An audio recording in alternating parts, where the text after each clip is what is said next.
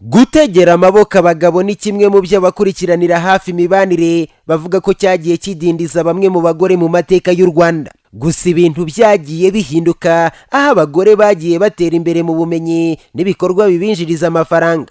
Abagore batangiye gukora ku ifaranga bavuga ko byabahesheje agaciro. Aba nabo mu karere ka Kicukiro binjiye mu bikorwa bibyara inyungu nyuma yo guhugurwa n'akarere ku bufatanye n'umuryango Women for Women. Byaduteje imbere mu bitekerezo.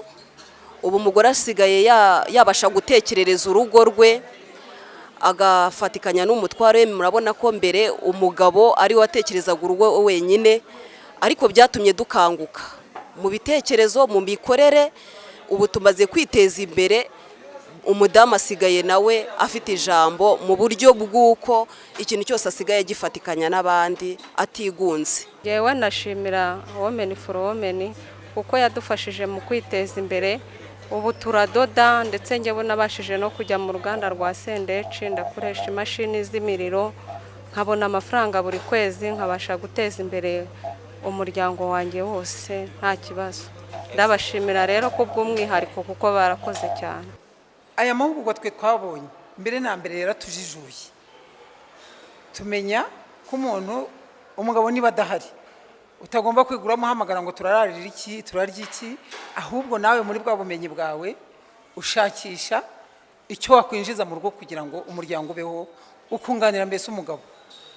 Imiryango iharanira iterambere ry'abagore ivuga ko kubafasha kwiyubaka mu bushobozi ari inzira ihamye yo kuzamura igihugu cyose, kandi umugore akaba ishingiro ry'iterambere. Muhizi Claude ni umukozi ushinzwe gukurikirana no kugenzura ibikorwa mu muryango Women for Women. Bibongera agaciro gakomeye cyane. Kubera iki? Kuko umudamu iyo abashije kugira ikintu asingira, ubushakashatsi bugaragaza ko icyinshi n'ubundi gisubira mu muryango, kigera ku bana, kigera no ku mugabo, kigera ku muntu wese uri muri uwo muryango.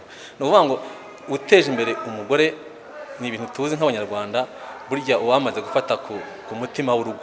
Ubuyobozi bwite bwa leta buhamya ko abagore bafite icyo binjiza bibarinda icyabatesha agaciro.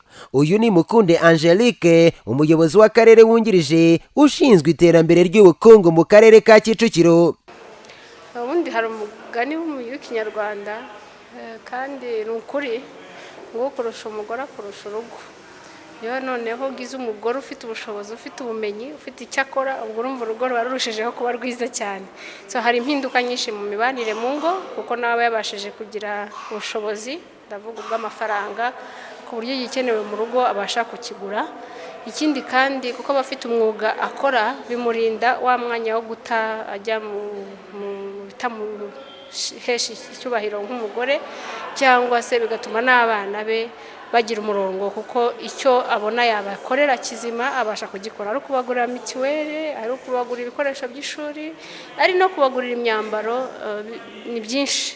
Mu gushyigikira abagore kurushaho kwiteza imbere, umuryango Women for Women wahaye amakoperative yiganjemo abagore ibikoresho bijyanye n'ubuhinzi, ubudozi no gutunganya imisatsi bifite agaciro ka miliyoni 6 z'amafaranga y'u Rwanda. Imibare igaragaza ko abanyarwanda b'igitsina gore basaga 50% by'abanyarwanda bose. Abahanga babishingiraho bavuga ko uwo mubare munini uteye imbere mu bukungu byazamura icyarimwe urwego rw'ubukungu n'imibereho myiza mu muryango nyarwanda.